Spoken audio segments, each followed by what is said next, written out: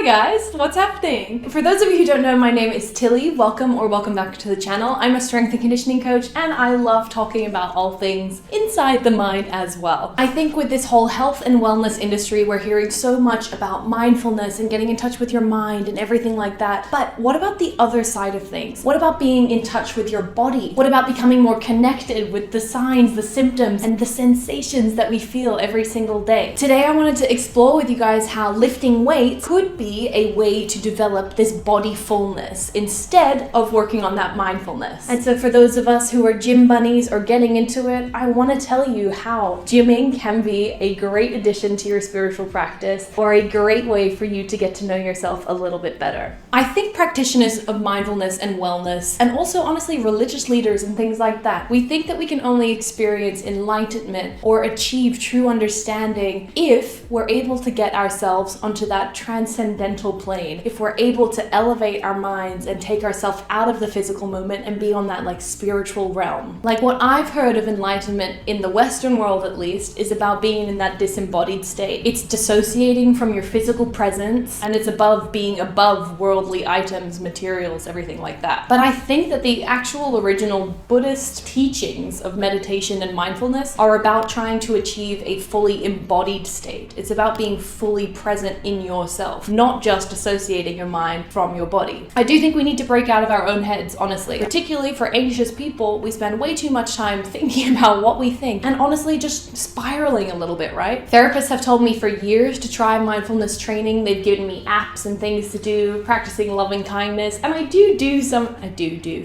I'm a child. I do some of these activities, but it's not left me feeling like enough of a change is happening, or it's not left me feeling like I'm actually able to be present. And also a lot of the time, I think therapists and stuff just recommend these things because they just do. Like I had a friend call me the other day and they were like, I had another therapist recommend mindfulness to me and they didn't really explain why. Like they're just like, oh, do mindfulness, like it's the solution to everything. And I don't think it is. I think it is a tool that we have in our toolbox, which is amazing to use, but it's not the answer to everything. Sometimes I do think we need to be called back to our physical selves. And I think for a lot of people, unfortunately, in this day and age, the only way that you are really connected to your body is through an injury or through an illness or a disease. And then when that happens, I think a lot of people are finally shocked, or that wake-up call where people realize that they have to actually nourish themselves, nurture themselves, and value their physical bodies as well as their mind. I know this is definitely what happened for me. I've struggled with eating and so many different things in the past, and then finally I got injured and I was like, whew, oh, I actually need this body. It's like that old saying that health is a crown that only the sick can see. I think we need some sort of practice, not just mindfulness, that helps us feel connected and spiritual within our physical selves. The reason why I say this is that there's a neurologist here in the UK and she estimates that about 30% of GP encounters in the UK are based on psychosomatic illnesses. So that means that our mind is creating physical sensations that are causing us to seek out medical help. I mean, the annual cost for psychosomatic illnesses in the American system in 2005, I think, was about $256 billion. And at the time, that was double the healthcare burden of diabetes. But I mean, it's no surprise to any of us, and it's no surprise to the exercise scientists in the room, that your body has a physical response to stress. So while I think practicing mindfulness can be wonderful, I do think we need a way to learn how to fully inhabit our bodies. And we need to listen to the wisdom our bodies carry. When our bodies are telling us enough is enough, we need to try and honor that. What am I actually talking about here? Well, it's defined as a state of being fully aware and present in the body. It's a deep state of somatic wakefulness, and it's a state of profound occupation of the present moment as it becomes explicit in flesh and nerve and bone. Now, based on that whole definition there, I think you can tell how weightlifting comes into this. So I want you to imagine you're at the gym. Well, bodyfulness begins when you are held in a conscious, contemplative environment. Now, I don't know about you, but if you have ever picked up a heavy weight, you will know that you have to be conscious of that moment. If you're about to lift something really, really heavy, like maybe you're doing a back squat, if your mind is on 1,000 other places right now, the chances are it's going to be way more difficult to lift that weight. Whereas if you are fully present in your body, you're focusing on your breath, you move the weight down and up,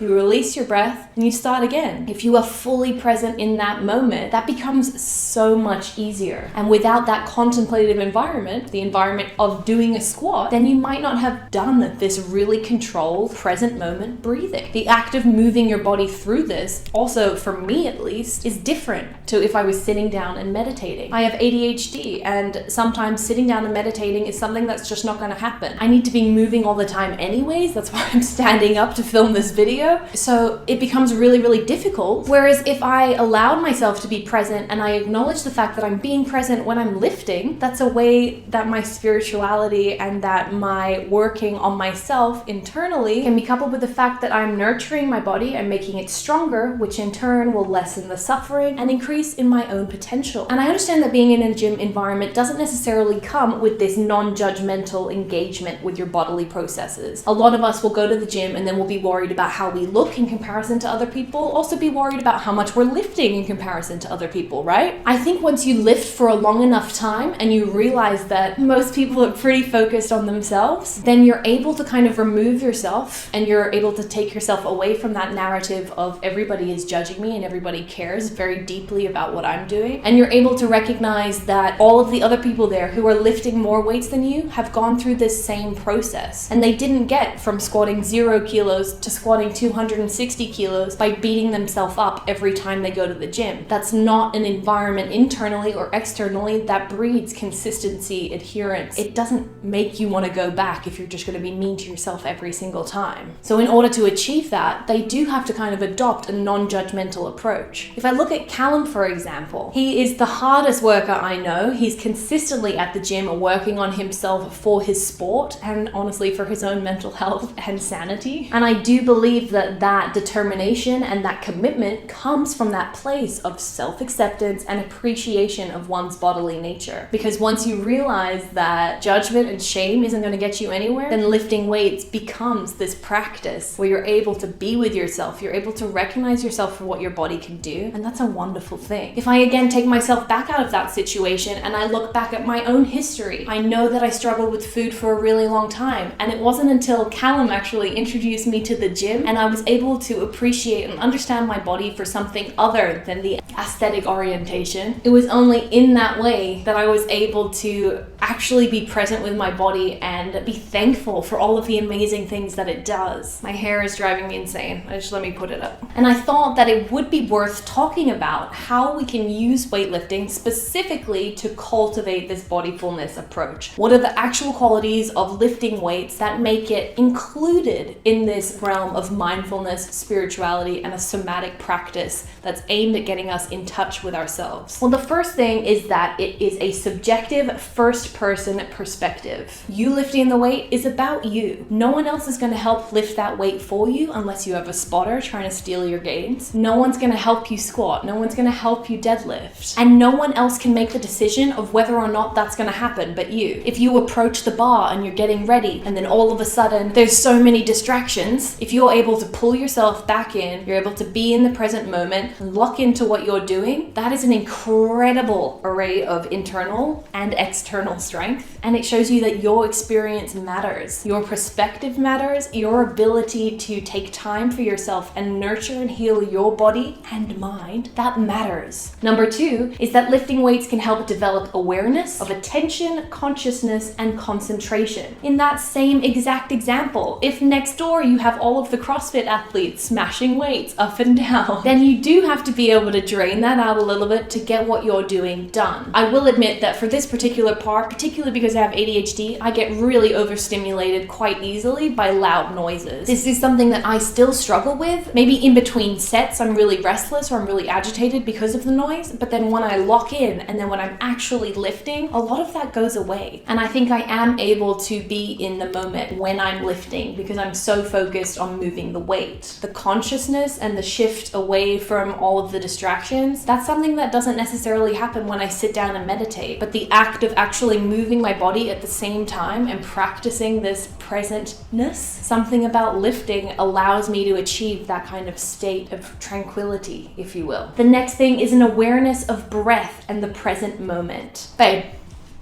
Beck. I don't know what to tell you, but any good coach worth their salt will tell you that breathing is so important for lifting weights. You'll notice it when you're starting out lifting. If your breath is disconnected from the movement, you're not holding it properly, or maybe you're breathing out at an awkward time, you lose the tension in your body. It actually makes it a bit riskier. And the weight will not move as easily or as efficiently as it would have if you were breathing in the way that we train you to breathe when you lift. So I absolutely think that lifting weights makes you aware of your breath and aware of the present moment. And if you disagree with me, I highly recommend that you actually take a look at what goes through your mind next time you're lifting. Let me know what you think down below. The next 2 points are an embodied inquiry or sensory attunement. And absolutely, I think lifting weights makes you really connected to the sensations going on in your body. If you've got a really heavy weight on and then all of a sudden you feel your foot move a little bit, then you're gonna know. And again, this is more so for experienced lifters. I do know that beginners sometimes were not as aware of their bodies, but that's okay. It's a practice, right? The embodied inquiry means that we're actually spending time in ourselves, working on our physical state. There's few things that will do this like lifting weights will. The next point is process oriented, and absolutely it's process oriented. Spirituality is often called a practice because it is ongoing, it's never finished, and you're never really gonna reach that point